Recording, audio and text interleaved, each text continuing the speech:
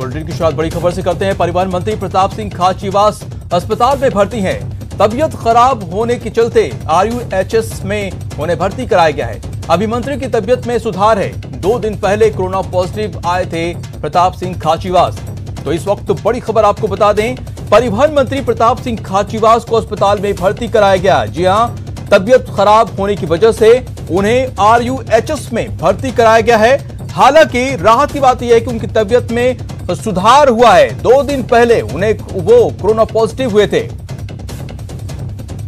तो बड़ी खबर इस वक्त की आपको बता दें कि परिवहन मंत्री प्रताप सिंह खाचरियावास 2 दिन पहले कोरोना पॉजिटिव हुए थे। उसके बाद वो होम आइसोलेशन में थे, लेकिन उनकी तबीयत बिगड़ गई, जिसके बाद उन्हें आज अस्पताल में भर्ती कराया गया। RUHS में उन्हें भर्ती कराया गया है, लेकिन राहत की बात यह है कि उनकी तबीयत में अभी सुधार हुआ है। 2 दिन पहले कोरोना पॉजिटिव हुए थे परिवहन मंत्री प्रताप सिंह खाचरियावास।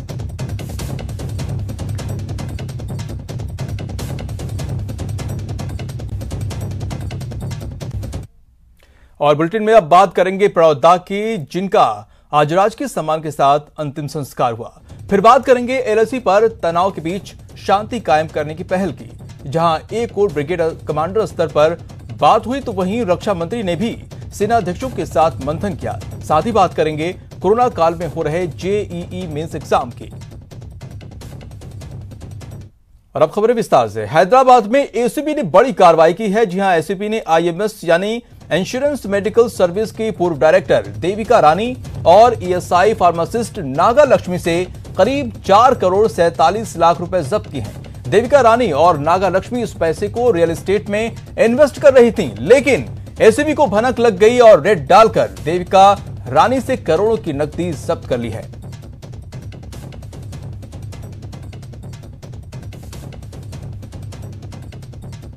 हैदराबाद में ACB की बड़ी कार्रवाई। इस दौरान आपको बता दें कि कार्रवाई में करोड़ों रुपए जब्त किए हैं।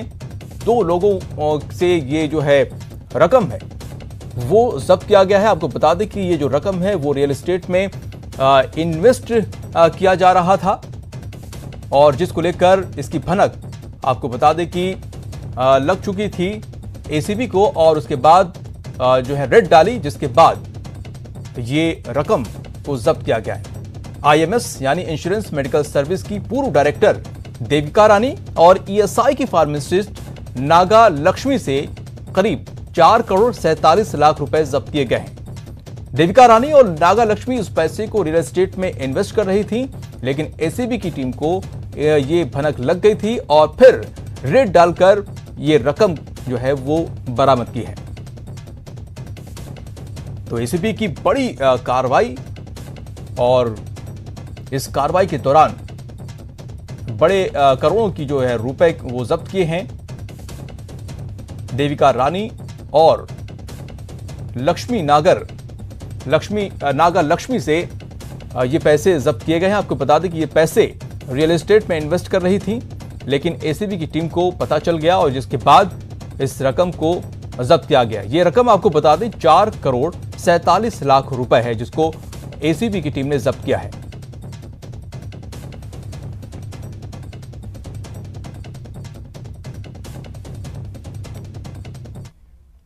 और इस बीच एक और बड़ी खबर, सचिन पायलट ने केंद्र पर निशाना साधा है। अर्थव्यवस्था को लेकर साधा केंद्र पर निशाना। केंद्र की नीतियों से अर्थव्यवस्था चौपट हो गई है। मजबूत आर्थिक नीति बनाने में केंद्र नाकामयाब रही है। तो केंद्र पर सचिन पायलट ने बड़ा हमला बोला है। आर्थिक नीतियों पर केंद्र विफल रही है।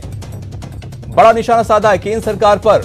जी हां, केंद्र की नीतियों से अर्थव्यवस्था चौपट हो गई है। मजबूत आर्थिक नीति बनाने में केंद्र सफल नहीं रही है, सचिन पायलट ने बयान में कहा है। आपको बता दें, केंद्र सरकार पर निशाना साधा है आर्थिक नीतियों को लेकर।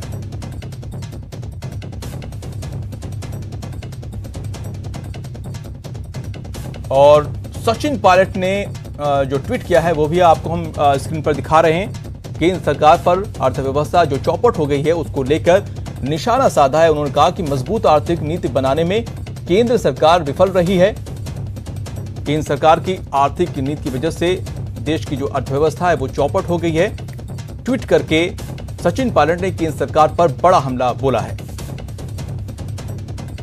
तो ट्वीट भी आप देख सकते हैं टीवी स्क्रीन पर। सचिन पायलट ने केंद्र पर हमला बोला है। आपको बता दें कि अभी जो ताजा जो जीडीपी जारी हुई है उसमें बड़े पैमाने पर गिरावट दर्ज की गई है, जिसको लेकर सचिन पायलट ने निशाना साधा है। तो कांग्रेस लगातार अर्थव्यवस्था को लेकर केंद्र को घेरती रही है और इस कड़ी में जहां पर एक तरफ से राहुल गांधी केंद्र को घेरने की कोशिश कर रहे तो वहीं सचिन पायलट ने भी ट्वीट करके बड़ा हमला बोला है, अर्थव्यवस्था को लेकर निशाना साधा और कहा कि केंद्र की नीतियों से अर्थव्यवस्था चौपट हो गई है। बढ़ते अगली खबर पर, कांग्रेस में सत्ता संगठन में पद लेने के लिए बड़ी संख्या में नेता कतार में हैं।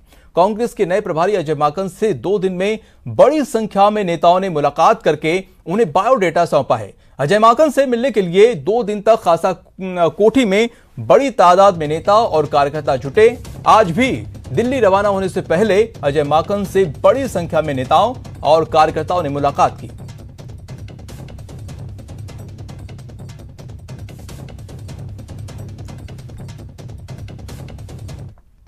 तो वक्त हो चला छोटे से ब्रेक का। ब्रेक के बाद बुलेटिन में आगे बात करेंगे भारत रत्न प्रणव दा की।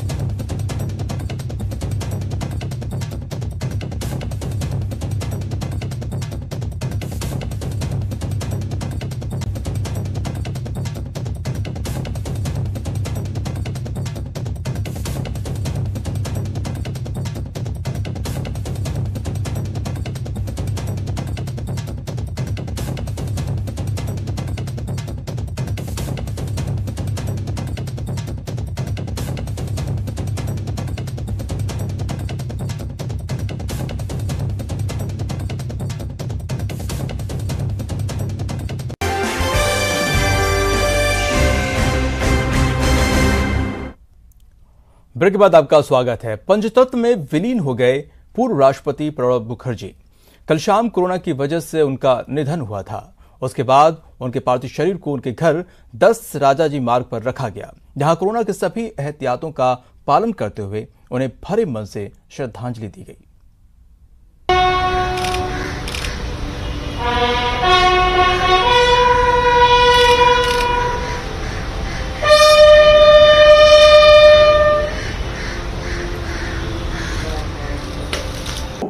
या पक्ष में नीतियों के निर्धारण की कटु आलोचना करनी हो या स्वयं नीति निर्धारण करना हो, हर बात में प्रणव दा का कौशल ये दिखाई पड़ता था।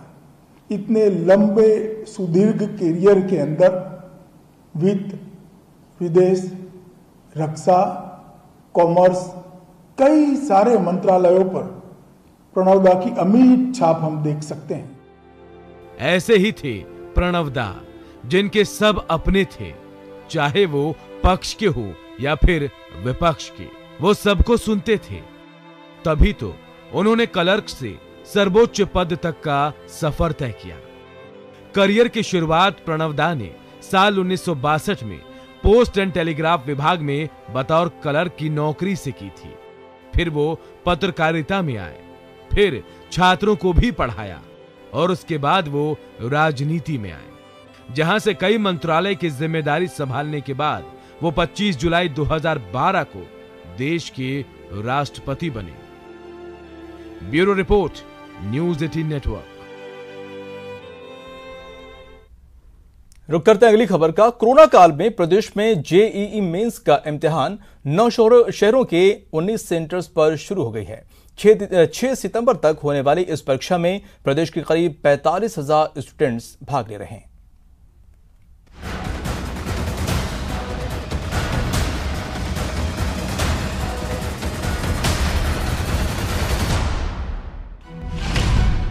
इंतजाम पुख्ता, इम्तिहान उम्दा। जेईई मेंस का इम्तिहान शुरू। सभी 19 सेंटर पर पुख्ता इंतजाम, गाइडलाइन का पूरा ध्यान। सुप्रीम फरमान के बाद परीक्षा की घड़ी भी आई। मंगलवार को प्रदेश के सेंटर पर इंतजाम पुख्ता दिखे तो उम्दा इम्तिहान के बाद छात्रों के चेहरे भी खिल उठे। संकट काल में राजस्थान में इंजीनियरिंग प्रवेश परीक्षा यानी जेईई मेंस का एग्जाम शुरू हो गया। जयपुर समेत 9 शहरों में 19 सेंटर्स पर सुबह 9 से दोपहर 12 और दोपहर 3 से शाम 6 बजे के बीच होने वाली इस परीक्षा में प्रदेश के करीब 45,000 स्टूडेंट्स ने हिस्सा लिया। इस दौरान गाइडलाइन का पूरा ध्यान रखा जा रहा है। स्टूडेंट्स को 3 लेयर मास्क उपलब्ध कराया जा रहा है। जयपुर के सेंटर पर पहली पारी का इम्तिहान खत्म होने के बाद स्टूडेंट्स को कोरोना संक्रमण का डर और परीक्षा की टेंशन काफी हद तक कम हुई है। पेपर किस तरह से पेपर गया है? क्या कुछ खास रहा? जैसी तैयारी थी उसके अनुरूप रहा है या नहीं? वैसे स्टार्टिंग में तो टेंशन थी ही कि जैसे कोरोना ऑलरेडी फैला हुआ है, ऊपर से फिर कैसा जाएगा पेपर, इसकी तो एक माइंड में था ही। बट अच्छा है कि पेपर हो गया और इतना हार्ड भी नहीं था। अकॉर्डिंग टू जैसे मैथमेटिक्स का जो पोर्शन था वो एनसीईआरटी के बेसिस पे ही था और ड्राइंग तो ऑब्वियसली खुद के माइंड से ही करनी होती है, एप्टीट्यूड भी लॉजिकल होता है, तो इतना कुछ टफ नहीं था। अच्छा, जो कोरोना गाइडलाइन की हम बात कर रहे थे, एसओपीज की बात कर रहे थे, क्या उसका प्रॉपर यहाँ पर पालना दिखी या फिर ऐसा लगा कि कहीं सोशल डिस्टेंसिंग नहीं हो पा रही है या लोगों ने मास्क नहीं लगा रखा है? ऐसी कई समस्या आपको नजर आई? यहाँ ऐसी कोई मतलब प्रॉब्लम तो थी नहीं, बिकॉज यहाँ पे सोशल डिस्टेंसिंग भी सही से हुई है और प्रिकॉशंस भी सारे लिए गए हैं। एंड यहाँ पे मास्क भी हम लोगों को दिया गया था खुद प्रायर, एंड सैनिटाइज भी करवाया था हर पॉइंट पे, हर जगह पर सैनिटाइज भी कराया था, तो ऐसा कुछ लगा नहीं। अभी तो मैंने एग्जाम दिया वो बहुत नॉर्मल गया, लेकिन पहले जैसे मैंने एग्जाम्स देखे जो हुए कॉम्पिटिटिव एग्जाम्स, उनमें बहुत भीड़ देखने को मिली। तो हाँ, मुझे भी एक डर लगा था कि ऐसी इतने अच्छे रूल से कोई कर पाएगी गवर्नमेंट, लेकिन यहाँ पर बहुत अच्छे से हुआ। जो मैंने पिछला पेपर दिया था उससे थोड़ा सा इजी था और ये नहीं कहूंगी कि पूरा टफ था। पेपर मॉडरेट था और बहुत सही बनाया गया था, बस हो गया। जयपुर के सेंटर में जहां स्टूडेंट्स में काफी उत्साह है, तो वहीं कोटा के सेंटर पर भी एनटीए की गाइडलाइन का पूरा पालन किया जा रहा है। इस तरह के इंतजाम किए गए हैं क्योंकि एनटीए ने कई सारी गाइडलाइन जारी की है। एनटीए ने जो गाइडलाइंस फिक्स की हैं, उनके जो भी नॉर्म्स हैं, सबसे पहले तो सोशल डिस्टेंसिंग के नॉर्म्स हैं, उनको जो है पूरा फॉलो किया जा रहा है। कैंडिडेट टू कैंडिडेट जो है जब एंट्री कर रहे हैं यहाँ पर, तो जो 6 फीट की दूरी है वो मेंटेन की जा रही है। उसके अलावा जो है यहाँ पर जो है मास्क उनको उपलब्ध कराया जा रहा है, ग्लव्स उपलब्ध कराए जा रहे हैं, थर्मल स्कैनिंग कराई जा रही है और जो उनकी फ्रिस्किंग की जा रही है वो कॉन्टैक्टलेस फ्रिस्किंग है। उसमें जो है मतलब उसका जो है उसका कोई कॉन्टैक्ट फिजिकली उससे कैंडिडेट से नहीं कराया जा रहा है। कैंडिडेट गेट से एंट्री लेते और अपनी सीट तक जाएगा, सीट में भी आपस में सोशल डिस्टेंसिंग के हिसाब से वो मेंटेन किया गया है और ये कोशिश की जा रही है कि यहाँ पर जो किसी प्रकार की कोई असुविधा नहीं हो। कोई असुविधा नहीं हो क्योंकि बड़ा एग्जाम है, देश की सबसे बड़ी इंजीनियरिंग और मेडिकल के एग्जाम की जो तारीख एनटीए ने जारी की है उसके बाद से तमाम परीक्षा केंद्रों पर इस तरह के इंतजाम किए गए। स्टूडेंट जो इनको परीक्षा की लंबे वक्त से इंतजार कर रहे थे, अब कैसा लग रहा है आपको? एग्जाम हो रहे हैं समय पर? अच्छा लग रहा है, रिलीफ फील हो रहा है। कोरोना की वजह से कई सारे आप लोगों को भी इंस्ट्रक्शंस मिले हैं? हाँ, बहुत सारे मिले हैं, बहुत स्ट्रिक्ट हैं। और तैयारी कैसी है? बिल्कुल तैयार हैं हम, इतने टाइम से तो और अच्छे से तैयारी हो गई है। सेंटर्स में स्टूडेंट्स की सुरक्षा के साथ साथ गहलोत सरकार की ओर से जेईई मेंस एग्जाम देने वाले उम्मीदवारों को बड़ी राहत दी गई है। रोडवेज बसों में उनके लिए मुफ्त सफर और उम्मीदवारों और उनके अभिभावकों के लिए राज्य में लॉकडाउन लागू नहीं होने का भी ऐलान किया गया है। न्यूज़ 18 राजस्थान के लिए जयपुर से महेश दादीच और कोटा से शाकिर अली की रिपोर्ट। फिलहाल इस बुलेटिन में इतना ही। नमस्कार।